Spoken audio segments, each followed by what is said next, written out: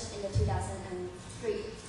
And I divided my presentation into 5 parts, starting from the introduction, methodology, results, conclusion, and finally part is the reflection part. And both of the qualitative and quantitative research have mentioned that there are many bias when the students are doing the peer evaluation or even the self-evaluation.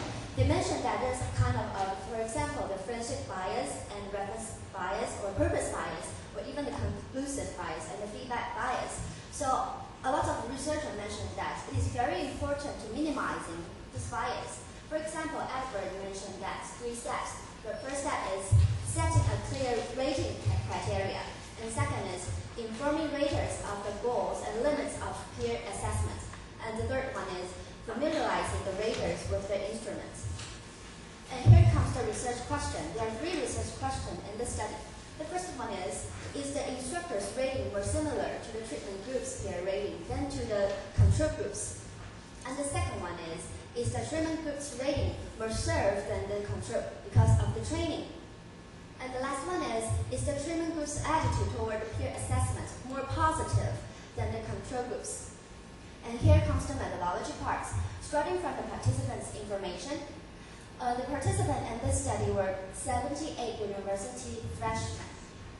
And there are 55 males and 33 females. And all of the students were majored in economics and the information and the management. And also the researcher mentioned that their English oral skills level is level 2 to 3. And all of the students were enrolled in an English communication courses, and this is a 3 sections courses and meets twice a week, and totally there are 13 weeks in the whole semester. And here is the table 1. This is the procedure of the course, and you can find out that each of the person have to give a presentation at the end of their semester. And also in the 5 sessions, the participants are randomly chosen into 2 groups. So let's talk about the grouping. The first group is called treatment group. Totally there are 33 participants enrolled in this group. And another one is the control group. There are totally 38 students. And the differences between the 2 groups is about the training section. There's in the treatment group there's a training session. However, for the control group there's not. And talking about the training section, there are 4 steps. Starting from the step 1 is first the teacher will explain the item on the evaluation form. And then the teacher will ask the student to view 3 videotapes, and also they have to rate the presenters. And then they will compare their rating with their peers. And finally, they will compare their rating with the teacher's rating. So the teacher could explain why the rating of this presentation is more appropriate.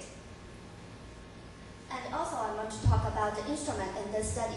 There are 2 kinds of instrumentation in the study. The first one is the evaluation form, and the second one is the questionnaire.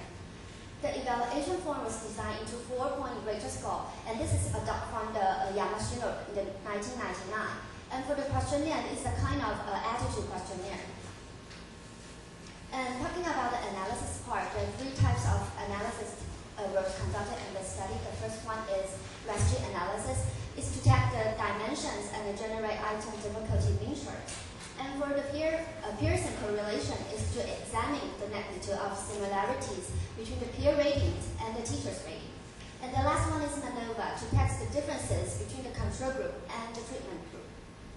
And have a closer look for the registry analysis. This is one of the approaches of item response theory, which is used to estimate the probability of a correct responses to a given item as a function of item difficulty and person ability. And here comes the result. Table 2 shows the initial registry analysis of the item difficulty measures. And we can find out that the gesture part and the visual part satisfy both 2 conditions, which are,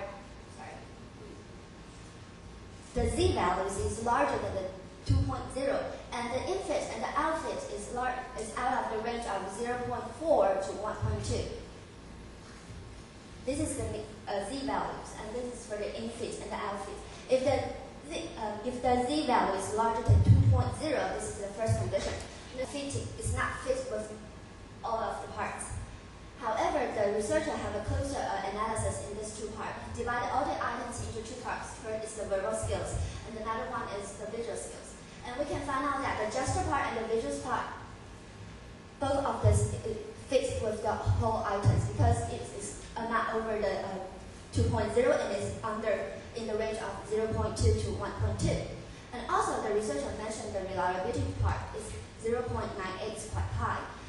However, there's something happened that for the virtual part, the diction item is over, the Z value is over 2 points, and the infit and the outfit is out of the range of 0.4 to 1.2. However, the researcher mentioned that she did not delete